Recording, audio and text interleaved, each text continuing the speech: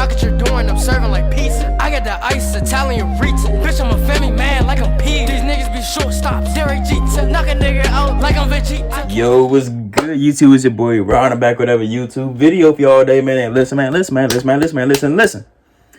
me, it'll set you free. I guarantee you that, man. I promise you. But hey, look.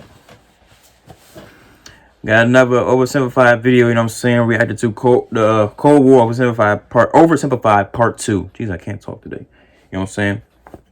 Part 1, you know what I'm saying? I already did that, you know what I'm saying? It's gonna be at the end of the it's gonna be at the end of my video in the outro. God dang it. Shoot, I can't even talk. Oh my god. And it's also gonna be in the playlist, you know what I'm saying? I'm making a playlist with all my oversimplified reactions, you know what I'm saying? Check all of them out. You know what I'm saying? Check them out. Have some fun and like, comment, subscribe while you at it, you know what I'm saying? And also hit that bell for post notifications and get notified when I post them, you know what I'm saying? And while you're at that, follow my IG Snapchat intro and outro for my IG down below description. It's also their long description of video, so go show Oversimplified some love. But I need more. So I'm trying to blow up, you know what I'm saying? I'm trying to get 4.2 mil just like them, you know what I'm saying? So roll the clip. I need the support. I need it. Roll the clip. But hey, man, with all that being said, let's hop to this video. Shall we? Put it in the basket. Let's get it. This video was made possible by Skillshare, an online learning community where you can learn just about anything. Support my channel by signing up using the link below and get your first 2 months for free.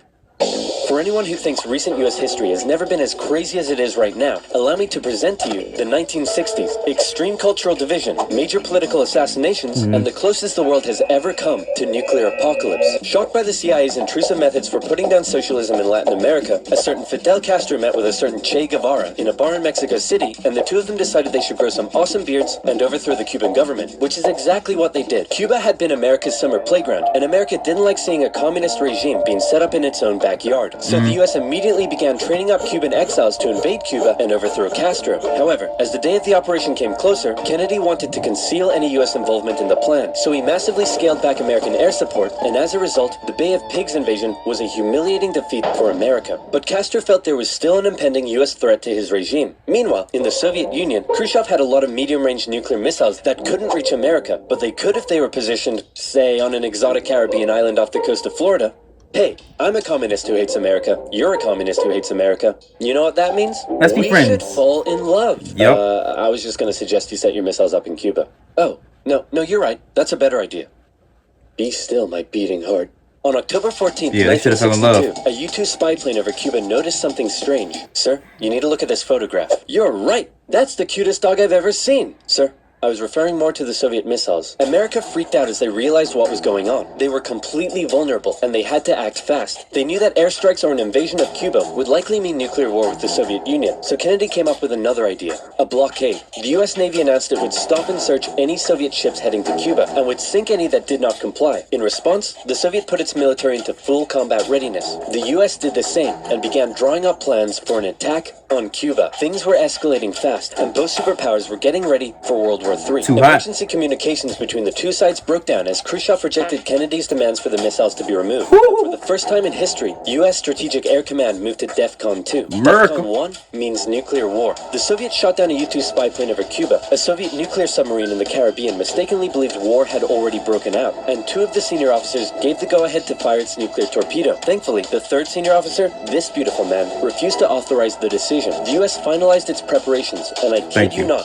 the day before the U.S. were set to decide the day and time for the Cuban invasion, Khrushchev was like, hey, you know if you just removed your missiles from Turkey, we'd remove ours from Cuba?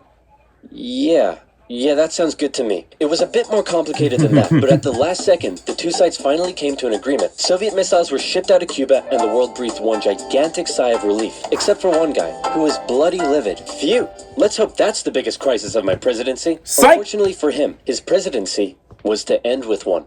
Having nearly blown up the planet, a few changes were made. First, the superpowers agreed to a limited test ban treaty. Secondly, the Soviets ousted Khrushchev and replaced him with Leonid Brezhnev, who was a kisser. He liked to kiss. Ugh. Both sides were deeply concerned at the prospect of nuclear war, but still, the arms race raged on throughout the 60s and 70s. US intelligence worked out that the Soviets' nuclear arsenal was not as powerful as they previously thought, but in fact, it was America that held the advantage. ABMs and MIRVs were developed, and the doctrine of MAD. If both sides knew they would be completely destroyed by a nuclear war, neither would risk starting one. But even without war, the world was already feeling the effects of nuclear weapons. In 1966, above the pleasant town of Palomares in Spain, a US bomber collided with a tanker mid-air, and 4 hydrogen bombs fell and landed near the town below. It hasn't exploded, so I'm sure everything's fine. Whoa, boy. Hey, I wouldn't eat that if I were you. Okay. What were you gonna do today? Go for a swim? Yeah, I wouldn't. Are you breathing right now? Yeah? Yeah. I wouldn't. I wouldn't. It took the Americans 2.5 months to find one of the bombs, which had gone missing in the ocean. This was the 14th time America had lost a nuclear bomb since 1950. 14? Nobody knows how many bombs the Soviet Union lost. So sleep well tonight. After Kennedy's assassination, Vice President Lyndon B. Johnson took over, and he inherited a developing crisis in the East, Vietnam. Back in the 50s, the Vietnamese had kicked their French colonizers out once and for all, and the country was divided into two. In the north, a communist regime, and in the south, an anti-communist regime. Both were led by very sweet-looking old men, but don't let that deceive you. They were both ruthless dictators, and both dreamed of reuniting Vietnam under their own regime. So the North established the National Liberation Front, also known as the Viet Cong, to carry out a campaign of guerrilla warfare in the south with Soviet support. The US sent advisors to help train the South Vietnamese to deal with the threat, but President Diem's brutal policies pushed more and more South Vietnamese to support the Viet Cong. And over the next decade, the situation escalated to a breaking point. America feared the domino effect. That is, if South Vietnam fell to communism, would Cambodia be next? Then Laos? Thailand? Burma? India? LBJ had to make a choice between losing South Vietnam or sending in the troops, and so in they went. From 1965, America found itself in a war unlike anything it had ever fought before. Let's play Spot the Viet Cong Soldier. Did you see him? No. Of course not. That's because millions of young American men were drafted and sent to fight a ruthless enemy who used the thick jungle as its shield. It was nearly impossible to tell where the enemy was, or worse, who it was. And as a result, the civilian population got caught up in the brutal crossfire. The city of Saigon found itself under regular attack, and America launched a bombing campaign in the north during Operation Rolling Thunder. The Viet Cong used the Ho Chi Minh Trail running through Laos and Cambodia to supply the campaign. It was a long and brutal war, and I could never do it justice in this video. But in terms of the Cold War, Vietnam was probably the biggest of many, many global conflicts that signaled a turning point. Under the threat of nuclear war, the two superpowers began working to make their relationship more constructive, and as a result, their ideological battle shifted away from the potential of direct conflict and more towards attempting to influence smaller proxy wars around the world. In the Middle East, the Soviet Union provided aid against Israel during the Six-Day War, and then again when the US backed Israel during the Yom Kippur War. In Africa, the Angolan Civil War saw US-supported South Africans fighting Soviet-supported Cubans. In the conflict between Somalia and Ethiopia, the superpowers interestingly switched sides as regimes changed, and the US continued fighting the spread of communism in its own backyard, funding the famous Contra groups to fight the socialist junta in Nicaragua. These proxy wars were fierce enough to begin with, but superpower intervention amplified the destruction and created alarming levels of human suffering throughout the Third World. And in Vietnam, that human suffering was all being broadcast back home via good old television. Going into the late 60s, America was a changing nation. This became this. This became this. And this became this. The new slogan that was taking root: make love, not war. The majority of Americans did not approve of Johnson's handling of the Vietnam War, and in 1968, a silent majority elected law and order candidate Richard Nixon. As the Vietnam War appeared to be increasingly unwinnable, and public opinion turning increasingly sour, Nixon made the decision to begin bringing the troops home, and ended U.S. involvement in Vietnam by 1973. 2 years later, the South fell. The Cold War was now taking its toll on both superpowers. In Russia, a huge percentage of the budget was still going to the military. People were still hungry, and they just didn't have access to the same lifestyle and goods as the West. And what did they have to show for it? They weren't even winning the space race anymore. Both sides needed to reduce spending in order to rescue their economies, and so both welcomed with open arms an easing of hostilities, otherwise known as détente. To improve relations, Nixon became the first U.S. president to visit Moscow in 1972, and Brezhnev returned the gesture a year year later, a number of treaties were signed, including the 1972 SALT Agreement that limited nuclear weapons. Relations with China were even improving via ping-pong diplomacy when the US table tennis team went on a tour of the People's Republic. However, internally, China was still pushing anti-capitalist propaganda, which led to some mixed messages. Nixon even visited China in 1972, and it was a barrel of laughs. Today, the president walks among priceless treasures from China's golden age. Among them, a pair of ear stoppers used by the emperor to keep from hearing criticism. What the hell? You put the stopper into his ears so that he couldn't hear this. Richard Nixon and his jowls. This man. What the hell? Look at his face. Look at them jowls. I'm Richard Nixon. Everything was going great for Nixon, until it was uncovered that back home he was being a very naughty boy and violating constitutional protocol. I'm announcing today my resignation as president, and I'm passing the office to my vice president, Gerald Ford. Wow, you mean in America the people can actually remove their leader when he breaks the law? Why not just rule by force? Where's the corruption? And my first act as president is to pardon Nixon. There it is. After the whole fiasco, Americans decided what they really wanted was just a nice, safe guy who wouldn't cheat on them. So they elected Jimmy Carter, and the two sides met in Vienna where they signed yet another strategic arms limitation treaty. It's an honor, Premier Brezhnev. Likewise, President Carter.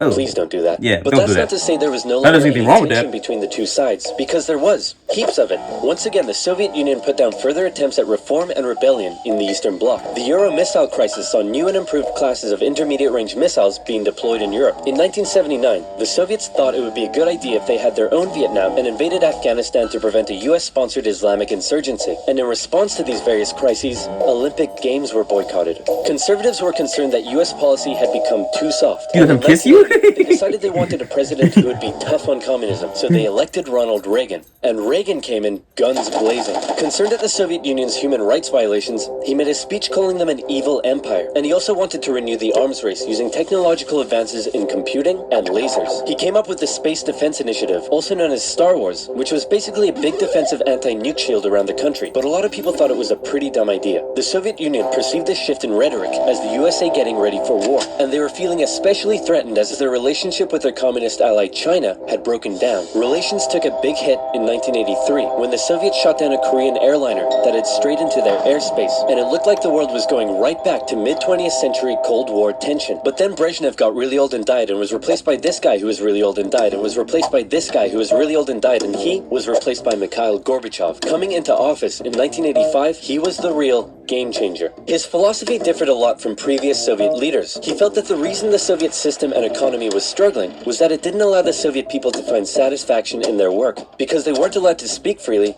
and lived in fear. Gorbachev wanted the Soviet people to be happy, but unlike previous Soviet leaders, he actually made the change happen. Within the first couple of years, he began the political movement for more openness and transparency, and the restructuring of the Soviet political and economic systems. And change very quickly took effect. People could criticize the government, they could enjoy Western pop culture, the media interviewed Margaret Thatcher, but most importantly, the Soviet people could now enjoy Pizza Hut. All hail to Gorbachev. He also knew that the arms race needed to end in order to rescue the Soviet economy, and a positive relationship with the West must be established. Constructive dialogue reopened and resulted in the INF Treaty, which saw all intermediate-range missiles eliminated, which was huge. Reagan's tone towards the Soviet Union began to soften, and things were looking up. But what would these reforms mean for the Eastern Bloc? For decades, the Soviets had been brutally suppressing any attempt at change. Now, would they be allowed? And that was the exact question on Hungary's lips when the Prime Minister visited Moscow. Gorbachev's response, he didn't necessarily agree with the reforms, but he wouldn't stop them either. He was prepared to let the Eastern Bloc choose its own future. This was massive. Oh, and wow. when Hungarian leaders began planning free, multi-party elections, Poland followed suit and also held elections in June. The end of the anti-Soviet USSR. party Solidarity won 99 out of 100 seats in the Senate. But not just that. In Hungary, the barbed wire border between East and West was removed. The Iron Curtain was unraveling. But not all Eastern Bloc leaders were happy. Notably, East Germany was still ruled by a hardline Stalinist, Erich Honecker, and many East Germans were still eager to get out. They had been trapped by the Berlin Wall, but now they were doing the math. If they could travel to Hungary, and Hungary's border with the West was loosening, could they now make it to the West? That summer, East Germans decided Hungary was the latest top holiday destination. They traveled there in droves, and using various methods, tens of thousands crossed the border into Austria and the West. Honecker was furious and blocked travel to Hungary, but that civil liberties train had started rolling and it wasn't stopping. Thousands more flocked to the West German embassy in Prague. where they stormed the fence around the embassy gardens and a temporary refugee camp was set up. In September, deals were struck to allow the refugees to travel west via train. Back in East Germany, the people were running on a civil liberties high, and they wanted their next hit. Dissent was growing. Freedom. Over time, demonstrations turned to mass protest, with plainclothes secret police officers doing their best to put down the dissent. But it had grown well out of their control. And worse, the biggest demonstration was yet to come. We're gonna put all of this down by force. Right, guys? Guys? Unfortunately, everyone had realized what he had not. This was bigger than them, and the entire East German Politburo voted him out of power. On November 4th, over 500,000 East Germans took to the streets of East Berlin. For many, there was still one big target left in their sights. That damn wall. The pressure on the East German government was too great. Knock it down. 9th, they made a bit of a chaotic announcement that the travel ban between East and West was being lifted. The change wasn't meant to take effect until the next day, and crossing guards still had orders to shoot on sight any who tried to cross. But that night, huge crowds gathered at the crossing points, and the guards were overwhelmed. In an astronomically historic moment, after decades of family separation and travel restriction, the people were allowed to pass through. East and West Berliners couldn't believe it and celebrated together throughout the night. Some even climbed the wall and began to topple it. The Iron Curtain had fallen, and a year later, Germany would be reunited. Elections in Bulgaria, a peaceful revolution in Czechoslovakia, and a violent one in Romania brought to an end communist authority in the Eastern Bloc. America decided it would be best if it just stayed away and let the change happen, as the anti-communist movement continued all the way back to Moscow. Gorbachev had given the people the freedom to demonstrate. Now, they demonstrated for an end to the communist single-party rule, and Gorbachev had to give in. For the first time in history, elections were held in which candidates not officially endorsed by the party were allowed to run. Ambitious rival of Gorbachev, Boris Yeltsin, led a growing democratic movement. Now things here get quite confusing, and the dissolution of the Soviet Union is a complicated topic, so believe me, this is oversimplified, but it went a little bit like this. The Soviet Union was made up of a number of smaller Soviet republics, the largest of which was Russia. Yeltsin got himself elected the president of Russia, and began a struggle for sovereignty against Gorbachev and the greater Soviet Union. Communist hardliners were horrified at what Gorbachev was allowing, so they briefly kidnapped him and tried to set up their own emergency government. But Yeltsin and his supporters all gathered around the White House in Moscow and were like, no, we have a tank. So the hardliners had to concede and released Gorbachev. Wow, thanks Boris. That was a close one. No problem. And thanks to you for all the great freedom you've given us. Anytime, pal. And just to inform you, I've used that freedom you've given us to go behind your back and make a deal with Ukraine and Belarus to dissolve the Soviet Union and set up the Russian Federation. In other words, you're no longer in charge. I am. Dude. So uncool. And so decades of tension and the everlasting threat of nuclear war finally came to an end as democratic governments were established in many of the old Soviet republics, and the world got along together forever after. Right, guys? Yeah, no, because they're still communists. But, Hey, this modern art thing is growing on me. Where can I learn to do that? Skillshare. Skillshare is an online learning community with classes in design, technology, business, and more. Learn how to code your own games and apps. Get their first 2 months for absolutely free. Yeah, that's in that video, man. Hey, man. It is still tense, you know what I'm saying? World War III coming soon. Hopefully not in my lifetime, you know what I'm saying? You know what I'm saying? But look. Like, come subscribe. Ding! Hit that bell for post notifications. Get notified when I post them, you know what I'm saying? Follow my IG and Snapchat, the intro and outro. Follow my IG down below in the description. It's also there along with this original video. So go show Oversimplified some love, you know what I'm saying? But look, I need more. And hey, man. All that being said, man, do all those things, man. Show your boy some love. And hey, man, I'm gone. Pew.